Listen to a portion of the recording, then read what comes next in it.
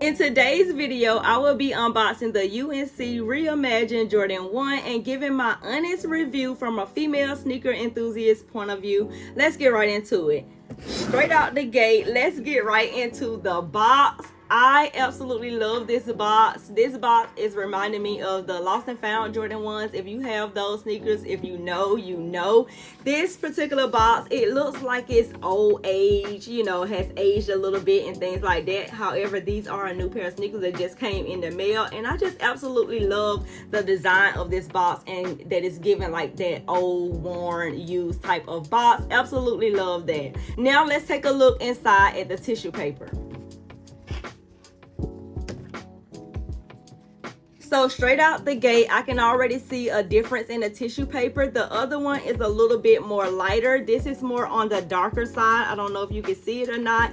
And it feels a little bit different as well. But I know nobody really cares about the tissue paper. Like, who really cares about the tissue paper inside unless you're getting like a special edition type of tissue paper like the ones that came with the Jordan 1 Lost and Found. But let's get right into the main edition of this video, and that's seeing the UNC Reimagined Jordan 1s.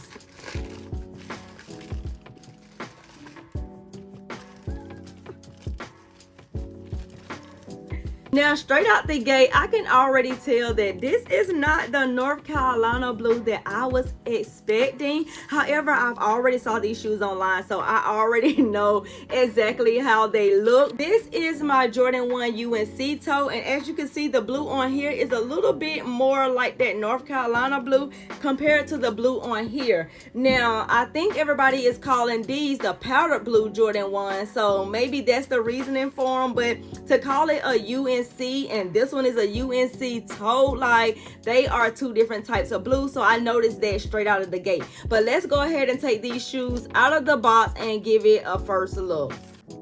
The very first thing that I am noticing about these shoes off the back is that they come with two pair of laces, you guys. So I love when the sneakers come with two pair of laces because they give you options. You can switch it up. You can just do your own little thing. Some people wear one color on the left side and another color on the right side. Pretty much, I typically just go with one, particular color or whatnot. I've already saw people wear it with the white laces, and I've already saw people wear it with the blue laces. And if I'm being completely honest, I did not like it as like that. I did not like it like that. I did not like it with the one pair of laces. I could not choose between either or. So I think that I'm gonna lace mine up with the both and see how that actually look. I'm loving that they actually came a little bit laced up like this, and this is definitely like something that I think is really cute. I'm kind of like bold and out there sometimes with my sneakers. I love putting lace charms on my sneakers as well. If you are into the lace charms or want to get into the lace charms, I'm gonna link it down below in the description box so you can check out Amazon for whichever pair that you need. But let's get right into me reviewing this shoe, and starting off with the old age on the midsole, which I absolutely love. It's giving like these shoes are old, they have been worn, that type of vibe, and I kind of like that. I kind of like that it's not white and getting dirty. I love the fact that it's already looking like it's dirty, and it's absolutely not. I also love the blue on the outer sole as well as in the insides as well. Love that. I feel like this shoe is a standout shoe. I feel like this shoe is actually the perfect sneaker for the summertime, being that in the warmer months people like to wear bright colors and stuff like that, and I feel like these shoes are perfect for that. What I do love again about the Jordan 1s, if you do not know, I am extremely obsessed with Jordan 1s. I love the fact that you can dress them up like with your suits and trousers and things like that, while also being able to dress them down with like camo, your jeans and stuff like that. And I just love how versatile Jordan 1s are. I love how they look on my feet. If you have a small feet like I do, this is a 4.5 in kids, and I know I get a lot of, oh, your shoes this, your shoes are that. These are kid shoes.